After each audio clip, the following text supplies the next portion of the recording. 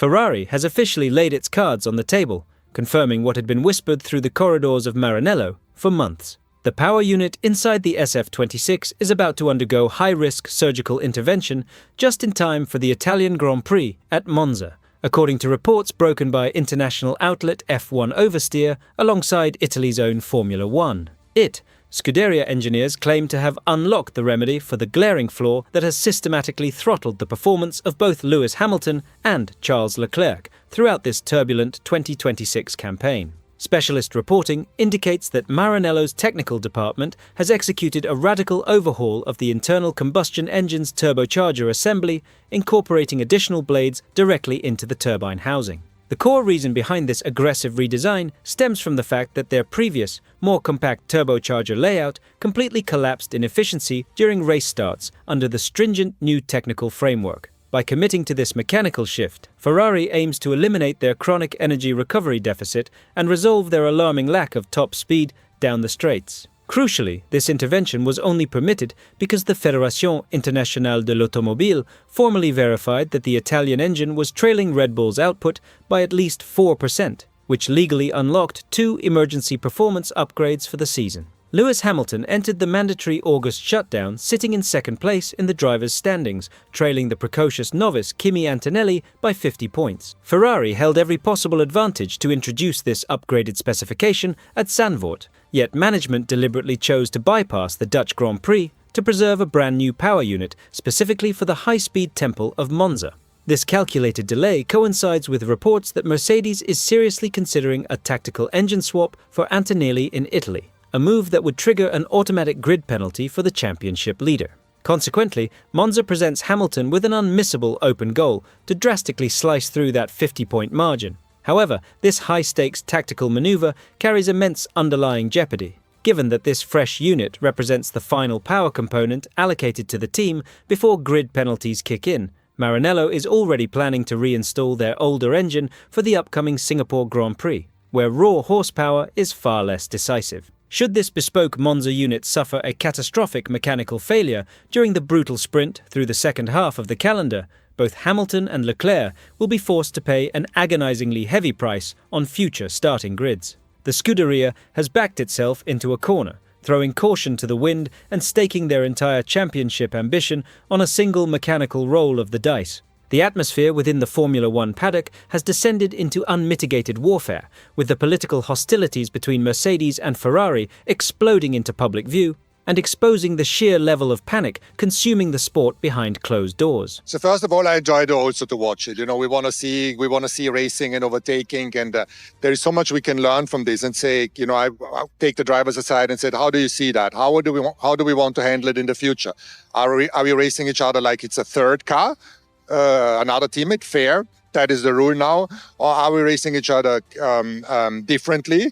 Would you give your teammate the space if it was another car, if you're fighting the championship, or not? Executive Director Toto Wolff launched a scathing assault during an interview with Racing News 365, openly accusing the Maranello team of orchestrating an embarrassing campaign of endless whining aimed at the Fédération Internationale de l'Automobile regarding the upcoming engine framework. This venomous broadside struck directly at team principal Frédéric Vasseur, instantly dragging both Sir Lewis Hamilton and Charles Leclerc straight into the epicenter of a destructive administrative firestorm. The tipping point for the Mercedes chief was Ferrari's vocal outrage after governing officials designated the Red Bull and Ford joint venture power unit as the technical baseline for the sweeping technical overhaul.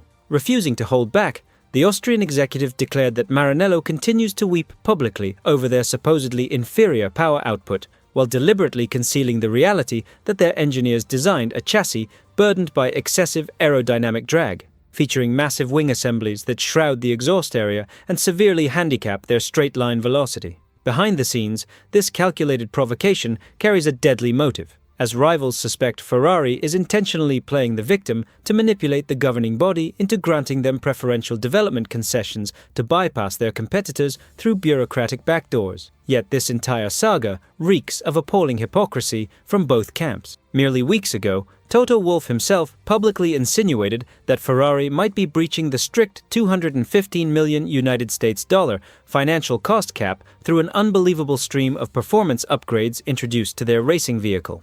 That disguised accusation caused Frédéric Vasseur to boil over at the British Grand Prix, where he retaliated by stating that whenever Mercedes updates their car, they are hailed as geniuses, whereas whenever Ferrari demonstrates progress, they are immediately branded as cheats. The unvarnished truth is that Mercedes is playing dirty political games specifically designed to tarnish Ferrari's standing with the sport's governing authorities before critical technical decisions become fixed. This elaborate smokescreen orchestrated by Mercedes serves primarily to shield their teenage rookie Andrea Kimi Antonelli, who currently leads the drivers' standings with 219 points, while Lewis Hamilton sits in second place with 169 points, frantically chasing that margin. Executive leadership at Mercedes recognizes that Ferrari's aerodynamic package has finally found its rhythm, and that a brand new engine scheduled for the Italian Grand Prix at Monza could completely overturn the balance of power across the entire championship landscape. Honda has officially broken its silence, unveiling closely guarded technical secrets regarding the potent upgrades Fernando Alonso is set to introduce at the upcoming Dutch Grand Prix.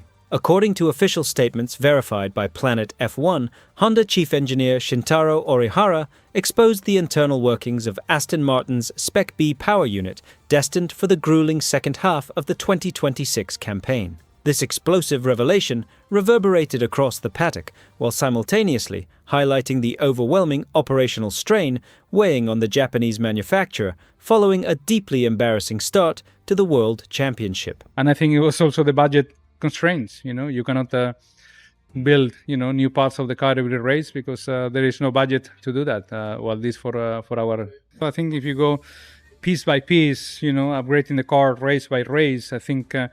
You don't fundamentally change the DNA of the car. You need to stop sometimes and reflect, and coordinate what is wrong in the car and tackle that problem, from the very deep manner. So I think it was the right decision, and obviously, Adrian's vision on this as well. So we all support that.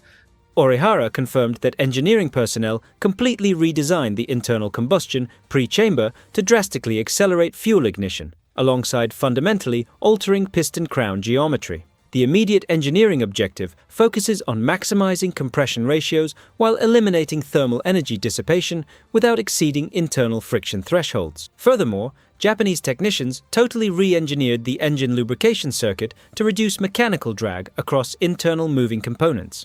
This updated Spec-B assembly underwent preliminary track evaluation during a promotional filming activity at the Hungaroring, running alongside a comprehensive 16-piece aerodynamic floor package fitted to the AMR26, promising a dramatic rise in low-end acceleration curves. However, troubling realities loom beneath this optimistic surface, giving rise to intense paddock friction and internal political tension. Persistent rumors across international motorsport media outlets alleged that this revised engine configuration would deliver an extraordinary leap of 50 brake horsepower. Yet Orihara swiftly dismissed these inflated claims during his interview with Planet F1, declaring that 50 brake horsepower represents an entirely unrealistic figure exaggerated by speculative reporting. The raw truth remains that Honda is managing expectations cautiously to avoid provoking further outrage from Executive Chairman Lawrence Stroll.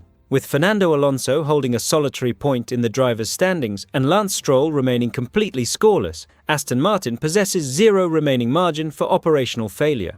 While Honda management insists internal performance benchmarks were successfully met ahead of Zandvoort, the atmosphere within the team's Silverstone headquarters remains intensely pressurized. The integration between the chassis, designed by the technical team, and the Japanese power plant had degraded into a catastrophic engineering failure, inducing severe structural vibrations throughout the energy recovery system and severely handicapping straight-line speed. Should this Spec-B upgrade founder during track execution in the Netherlands, Aston Martin's entire technical campaign risks complete collapse long before technical consultant Adrian Newey can alter the trajectory of their developmental path. The high-stakes political arena within Formula One has descended into absolute mayhem following official confirmation that four-time world champion Max Verstappen confronted the FIA, single-handedly forcing a historic policy shift across the sport's technical rulebook. I don't want to sit here and complain again because probably someone will shoot me outside the door. But, Like I said before, I'm mentally just adjusting to it, and I'm trying to make the best out of it, even though, of course, it's not what I like, not what I love to do in Formula One. But yeah, I can also sit at home and drive nothing, but that also doesn't do anything. So I'm just trying my best.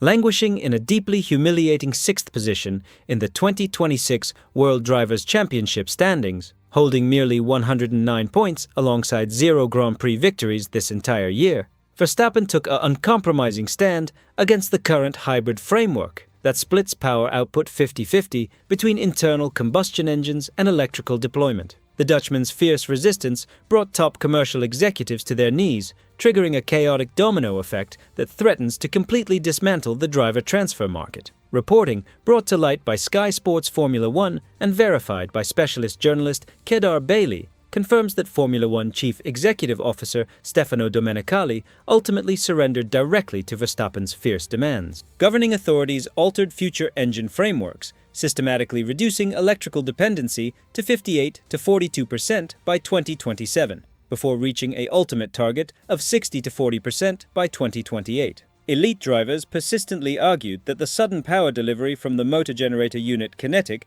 produced disturbingly artificial acceleration profile curves alongside grave safety hazards, exemplified by the horrifying crash suffered by Oliver Behrman in Japan. Yet the most catastrophic dilemma remains immediate.